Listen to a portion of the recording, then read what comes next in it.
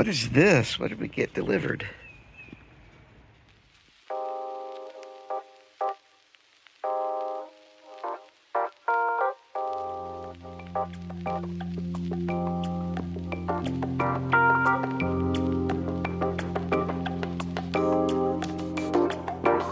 Well, as you can see, I've been a little busy the past couple of weeks getting some stuff done in here.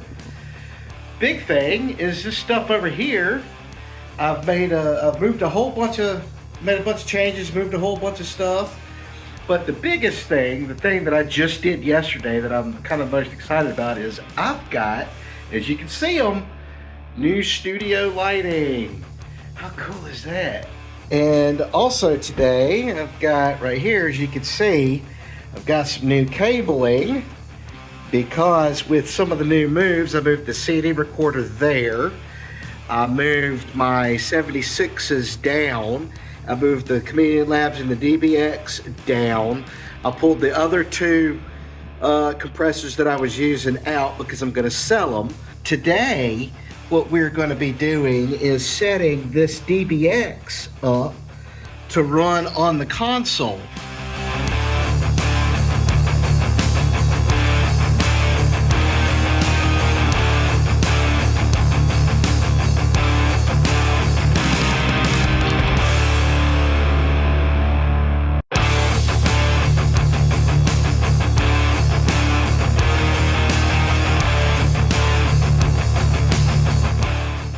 Alright, so I've got a drum track, a drum mix going to test the compressor right here that I've got wired in to the console where I could just assign it right here with this aux button.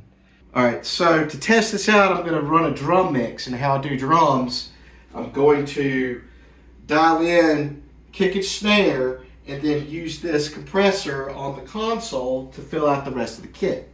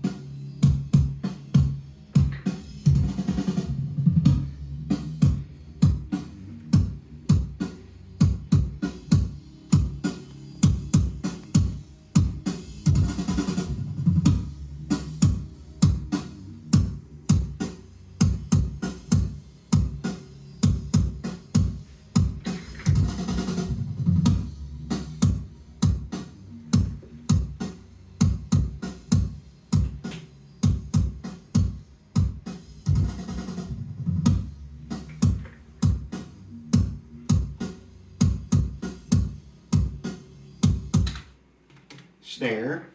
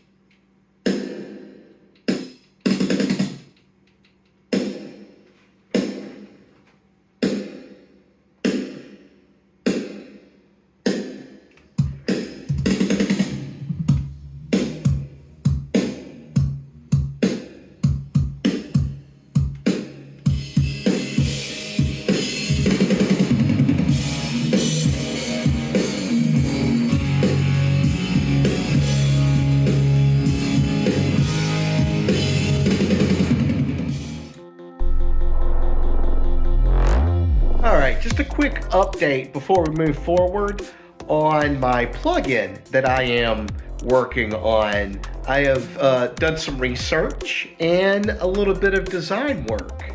And from what you can see here, I want to have a sample library of unique instruments, a high-pass filter, a rhythm section, and what I am calling a one-knob spacerizer. It's going to have a delay and a reverb to simulate a room, and from less is small room and more is it gets bigger. I've been busy the last couple of weeks getting a lot of stuff moved around and things ready to move my rig, but I am going to be currently temporarily holding off on that until I solidify some of the setup. I know what you're thinking. You're thinking, Michael, don't you already have that solidified? And the answer is no. I'm constantly moving around and changing things and changing focus, and I just thought it would be a good time before I move things, take the time and solidify more concretely and get a more solid foothold on my workflow. I got the 6-space rack for my keyboard corner over there delivered the other day, so I promptly got to work putting that together. It involved moving some of the stuff off that little makeshift rack and pulling it off the table, putting it into the rack and getting the rack set up to run my sound module and a compressor and the tuner and a power conditioner. Over here in the multi-track rig area, I got rid of the 2 top racks that were on top of the side rack there by, I made space in the main racks by pulling out some compressors and moving the DBX and the Chameleon Labs down. And in those spots, I moved down the 276s.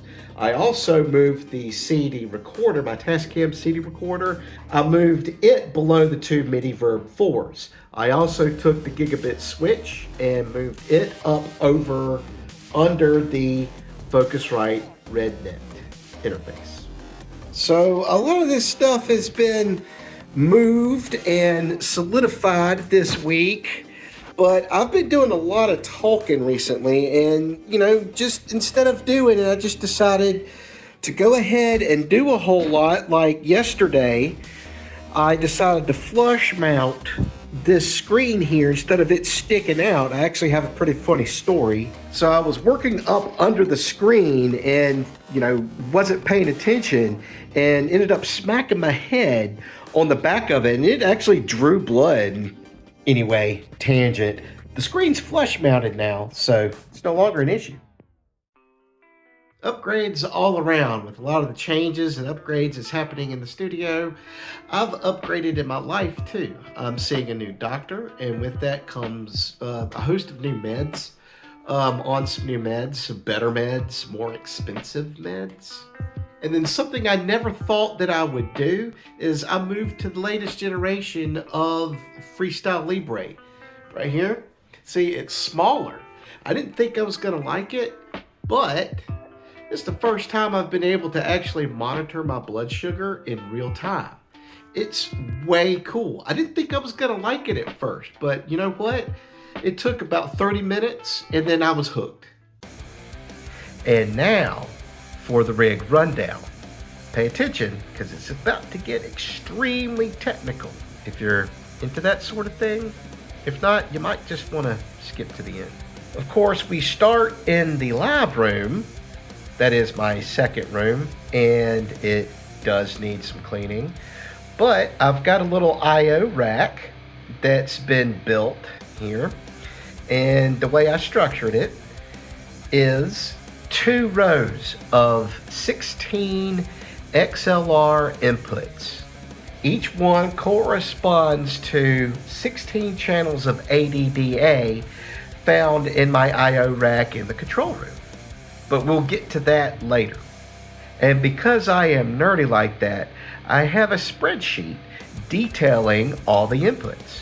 The first 16 channels are going straight to the console, and channels 17 through 32 are going straight into ADDA, hitting outboard preamps first. Right now I have the two Focusrite ISA 110s and the Neve 1073s as outboard, and the rest are left open for expansion. The first 6 inputs are hardwired into Phantom Power. So I have 6 channels of Phantom Power, and then I have a dual Phantom Power that's movable, that's mobile. These rolls, 48 volt Phantom Power. That way I don't have Phantom Power going through my patch bay. So I've got all the cables from the I/O rack. I've got a 16 channel snake, an 8 channel snake, and a couple of individual cables coming out of the back of that into the wall, comes into the room, over through my keyboard rig and over towards the console. The 16 channel snake is going directly into the first 16 channels in the console, and those direct outs are hitting the ADDA. And then the 8 channel snake is hitting my 8 channel Neve 1073 OPX 8 channel preamp. Then it's hitting ADDA. The 2 individual cables are hitting the Focusrite ISA, and then it's hitting the ADDA. I've got room for expansion. If you saw my spreadsheet diagram, then you saw some of the stuff that I'm planning on getting. And now it becomes important to talk about signal flow. For my rig, we know it's coming in from the live room into this room. It is hitting either the console or outboard preamps before hitting the ADDA. But we haven't discussed where it goes from the ADDA. My I/O setup is 2 Ferrofish Pulse 16 ADDA boxes. So the signal hits those boxes, and from those goes through ADAT light pipe to my Focusrite RedNet 3 Dante interface. The interface puts the analog audio onto an audio over IP network, and from there it's connected into my computer through a single Cat5 cable plugged into the network port. Once there, I have Dante controller software and a routing matrix that I use to route all the I's and O's to and from my DAW software. Let's talk about patch bays. I have a 3-panel patch bay over here on my control room I/O rack, and we haven't discussed my outboard selection. The only thing outboard we've discussed is my mic preamps, but I have some effects units and some compressors and some EQs and things that are outboard that I have to be able to connect into this system. And my patch bay is how I am able to route those in and patch those into the signal route into the computer. I also have this laptop rig over here. It's got this Universal Audio Volt 2 interface, and it also has this Lesis V25 controller. It serves as a synth rig, it serves as a video editor, it serves as a secondary vocal rig. It's just a workhorse. The most recent changes I've made over here in outboard land include wiring up my 2 Lexicon multi-effects units and my Effectron ADM 256 delay into the console, as well as the DBX 166 into the stereo aux. That way, I have access to these pieces of gear on each channel. Let's talk about busing. When I bus something down, that means to sum it all together. So what I operate on is a 32 channel 8 bus console. When I mix, I would come out onto the console from the computer. And what I would do is I'm assigning to these 8 buses right here. And whatever mix I get through those 4 stereo buses I'm replicating over here on the SSL Exdesk. This thing right here, this thing behind me right here, is the SSL Exdesk. So what I would do is I would mirror whatever 8 channels, 8 buses coming from the console come here. And then I take the 2 bus from the Exdesk and I route it over here to my CD recorder, which is running a CD-RW. And then I will route it back in using the patch bay into the ADDA directly back into my DAW to take the 2-track into digital form.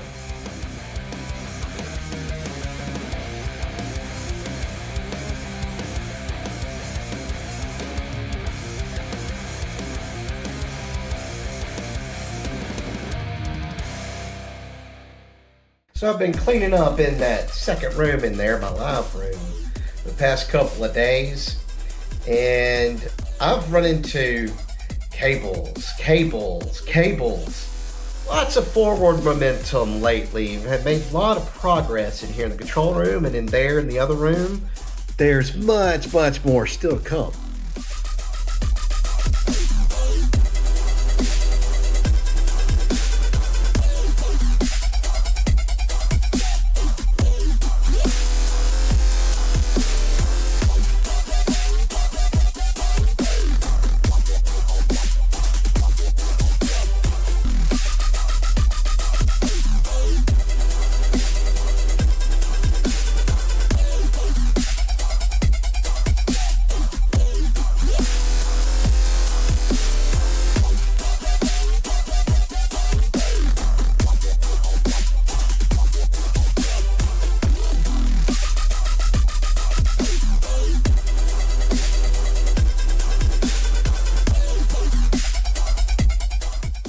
That's about all the time we have, but before I let you go, I just want to be real with you for a moment.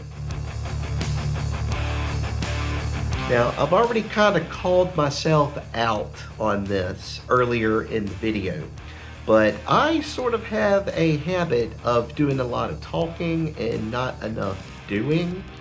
I get really excited about the stuff that I'm wanting to do in here. I mean, who wouldn't?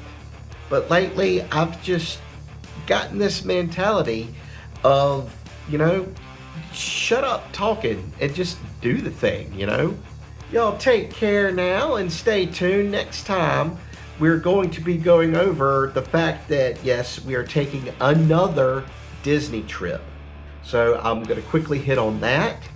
There's more in here in the control room. There's more cleaning in the live room. I'm introducing a segment that I'm calling Magic the Gathering Deck Spotlight, where I take you through one of my decks and show you some strategies and the combos and how to play it. And if we have time, I want to show you a game I like to play on the Xbox. It's about time for me to get upstairs, but before I go, I'm going to leave you with this. It's a quote from the man, Walt Disney. He says, "The way to get started is to quit talking and to begin doing." It's time for me to get out of here. Y'all take care, and we'll see you next time.